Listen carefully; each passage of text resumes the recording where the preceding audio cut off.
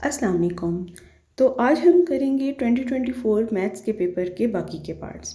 इसमें fourth part में जो पहला क्वेश्चन आया हुआ है वो है रिजॉल्व इनटू पार्शियल फ्रैक्शन। ठीक है जी, इसको सॉल्व करते हैं। हम इसको पार्शियली फैक्टराइज कर लेते हैं। ए बी और सी इस तरीके से आ जाएंगे। मल्टीप्लाई करें डिनोमिनेटर के साथ जो कि है x-1 into x+1 whole square. जब कटिंग वगैरह हो जाएगी तो हमारे पास आ जाएगा a इंटू x+1 की power 2 plus b into x-1 into x+1 और प्लस c के साथ आ जाएगा x-1। इसको भी हम सॉल्व नहीं करेंगे, इसी तरीके से इसको रखेंगे और सबसे पहले हम x-1 लेकर उसको इक्वल टू 0 करेंगे और x की वैल्यू जो हमारे पास 1 आई है उसको इक्वेशन नंबर 1 में पुट कर देंगे। जब हम इसको सॉल्व करते हैं तो हमारे पास a का आंसर आ जाएगा क्योंकि b और c जो है वो 0 हो गए। इसी तरीके से x+1 है उसको भी इक्वल टू 0 रख के -1 वैल्यू है, इसको पुट करेंगे तो हमारे पास c का आंसर आ जाएगा जो कि है 1/2।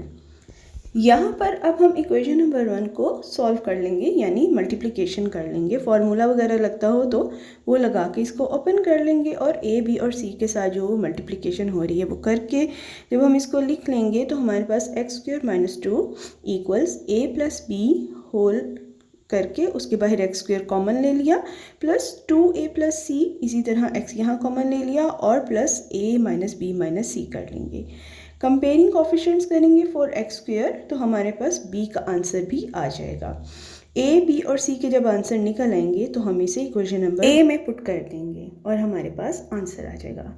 इसकी दूसरी तरफ जो ऑप्शन आई हुई है वो है इफ़ a = 1 2 3 4 सेट दिया हुआ है और b जो है वो 2 3 5 7 दिया हुआ है। वो कह रहे हैं जी कि a इंटू बी फाइंड करें और उसके बाद एक रिलेशन है जिसमें y should be less than x, वो आपने फाइंड करना है। ठीक है, और इसको देख लेते हैं सोल्यूशन में। जब हम a इंटू बी करेंगे तो हमारे पास ये सारे इसके पेयर्स आ जाएंगे और रिलेशन एक दफ़ा मैं आपको पढ़ के सुना देती हूँ।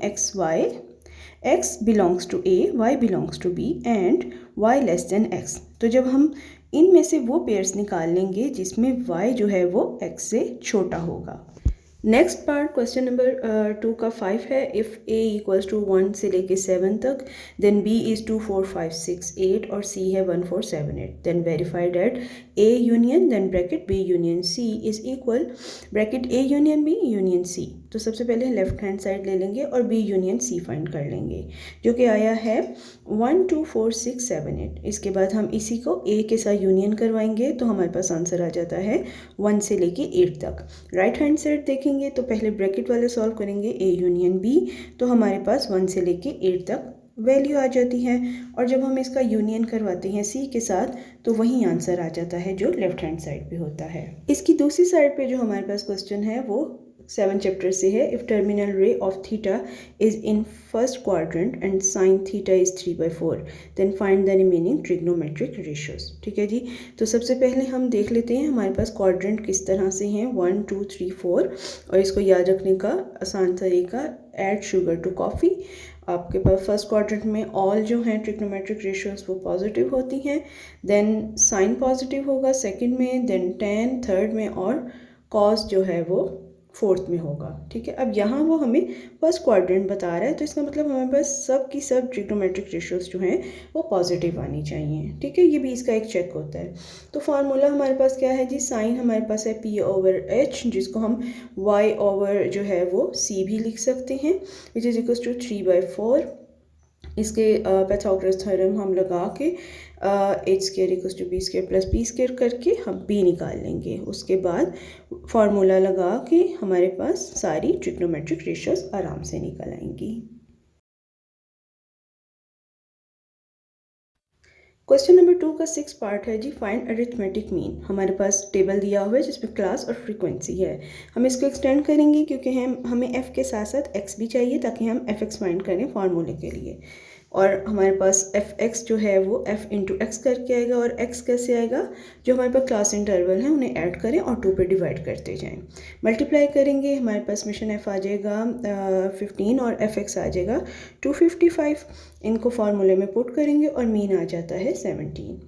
उसके बाद हमारे पास जो क्वेश्चन सामने इसकी ऑप्शन में था वो था resolve this into partial fraction. उसी तरीके से देखिए a और b के साथ हम इस तरीके से इसको कर लेंगे। यहाँ पर a और ऊपर bx प्लस c आ जाएगा।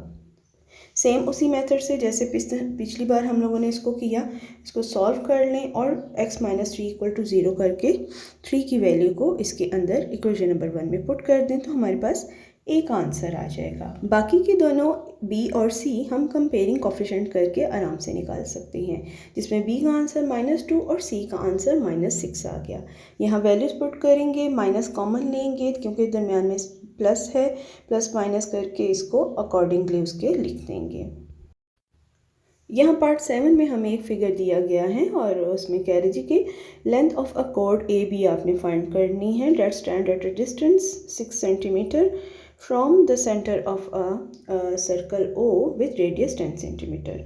तो वो जी हम लोग इसको सॉल्व कर लेते हैं, बहुत इजी है। In triangle O M B hypotenuse का स्क्वायर इक्वल्स टू वहीं B square plus P square आ गया। हम देख लेंगे कि एच हमारे पास क्या है, बी क्या है और पी क्या है। अकॉर्डिंगली उसकी वैल्यूज पुट करके जब हम बी एम के लिए सॉल्व करेंगे तो डैट विल बी 8 सेंटीमीटर।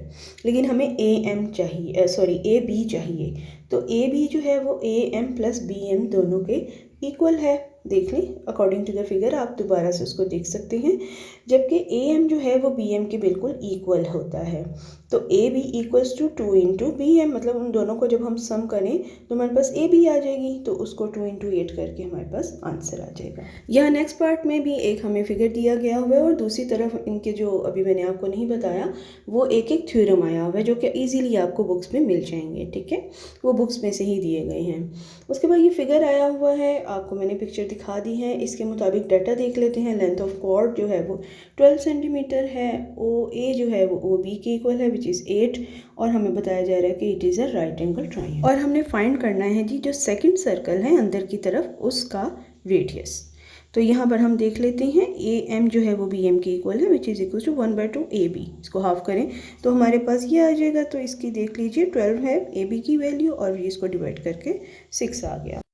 अब हम राइट एंगल ट्राइंगल ले लेंगे ओ एम ए, उसके accordingly H square equal to B square plus P square करके हम डेटा वगैरह डालकर उसका आंसर निकालेंगे। तो ओ एम की हमारे पास मेजरमेंट आ जाती है 2 इंटू √7 या 5.29 सेंटीमीटर।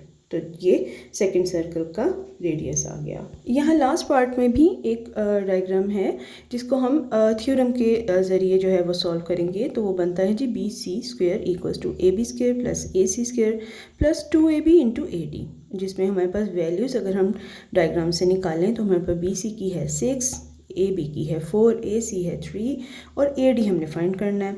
बहुत सिंपल है, जस्ट वैल्यूज पुट करेंगे, स्क्वायर लेंगे, सॉल्व करेंगे तो हमारे पास ए डी का आंसर आ जाएगा 1.37 सेंटीमीटर। तो सेकंड पार्ट के तकरीबन तमाम क्वेश्चन मैंने आपके सामने सॉल्व करके आपको दिखा दिए हैं। जो नहीं किए वो ज़्यादातर थ्योरम है, महल में 2 या 3 थ्योरम्स हैं पेपर में, तो वो आप बुक से कर सकते हैं।